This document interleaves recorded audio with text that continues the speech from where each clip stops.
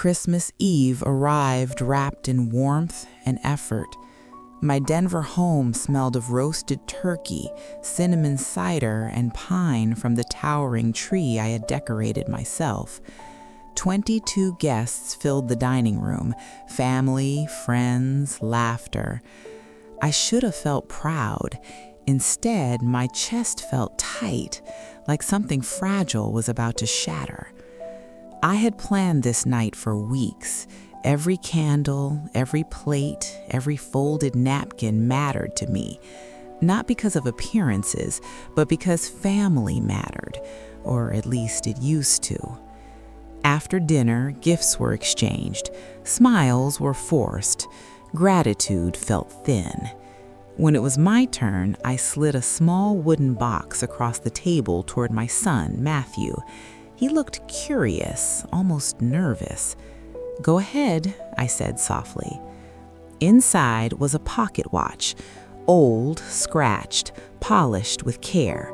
It had belonged to my grandfather, then my father, then me. 4 generations of honest work lived inside that ticking sound. Matthew's eyes filled with tears. "Mom, this is incredible." But before the moment could settle, Valerie, his wife, reached out. "Let me see it." She turned the watch over, inspecting it like a defective product. Her lips tightened. "That's it?" she asked. "It's not even a luxury brand." The table went silent. I tried to explain. "It's not about money, it's about where we come from." She laughed lightly. "It looks like something from a thrift shop." Then she said it. "Honestly, this is cheap trash." Before anyone could react, she let it fall. The sound of glass cracking against hardwood echoed through the room like a gunshot. I felt something break inside me, too, but it wasn't the watch. I looked at my son. He stared at the floor. He didn't move. He didn't speak. 38 seconds passed. That's how long he had to defend his family's history. He chose silence. I stood calmly, knelt, and picked up the watch. The crystal was shattered, the face dusty. I slipped it into my pocket and straightened my back. Then I reached for my phone. No yelling, no tears, just decisions. Because some moments don't deserve arguments, they deserve consequences. That was the moment I stopped being a mother trying to hold things together and became a woman ready to take everything back. People assume I was born wealthy. I wasn't. I grew up behind a small hardware store in Phoenix, surrounded by metal shelves and the smell of paint. My grandfather owned that shop. He didn't give speeches. He gave examples. "Money earned fast disappears faster," he used to say, "but dignity stays." That watch Valerie dropped, he wore it every day. When I was 17, he handed it to me and said, "You're stronger than you think." I had to be. I married young. My husband was kind and hardworking, and together we ran that struggling store. Then one afternoon, he collapsed while unloading cement bags. Just like that, I was a widow with a teenage son and more debt than sleep. There were nights I cried in silence, mornings I worked with blistered hands, days I nearly quit. But I didn't. I rebuilt. One store became 3. 3 became dozens of employees. What we built wasn't flashy, but it was solid, honest, real. Matthew grew up watching that grind. We were a team. Every Sunday we had breakfast together and talked numbers, plans, dreams. I thought nothing could break that bond. Then Valerie entered our lives. She was charming, polished, perfect online. She spoke about branding and lifestyle influence. My son was captivated. Something about her smile felt rehearsed. Still, I stayed quiet, for Matthew's sake. After the wedding, which I mostly paid for, they moved into my home temporarily. Temporary became permanent. Suddenly, my walls were repainted, my photos removed, my routines dismissed as old-fashioned. Then came the spending. Company cards used for designer shopping, luxury dinners, jewelry worth more than my first store ever made in a year. When I questioned it, I was called controlling. When I worried, I was called jealous. And slowly, my son disappeared right in front of me, until the night I overheard her say it out loud. She'll never cut him off. When he inherits, I inherit. That's when I stopped guessing and started preparing. I didn't confront her that night, but from that moment on, every move I made was calculated. For weeks, I documented everything. Every receipt, every transfer, every unauthorized purchase. The total shocked even me. Over $1 million spent without consent. Still, I waited, because truth is strongest when delivered at the right moment. Christmas gave me that moment. After the watch shattered, I made my calls.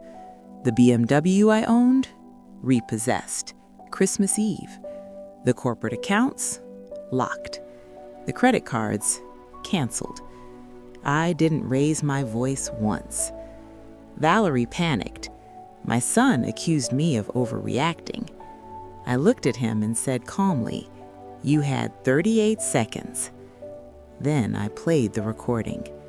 Her voice filled the room, laughing about waiting for me to die.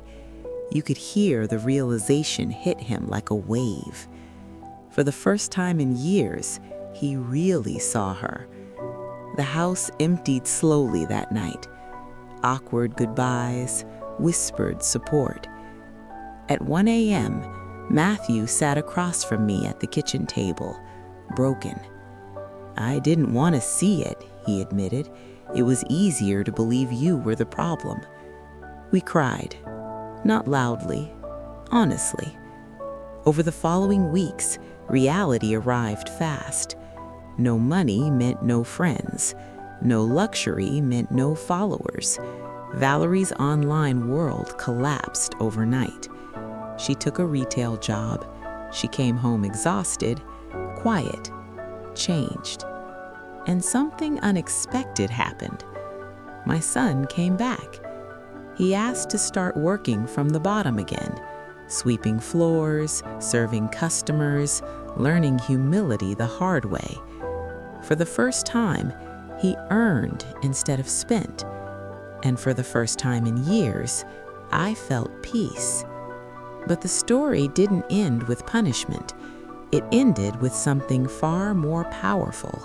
6 months later, Matthew handed me the watch, repaired, polished, alive. He said, "I wear it every day to remember what I almost lost." We returned to our Sunday breakfasts, coffee, ledgers, laughter. Not because everything was perfect, but because it was honest.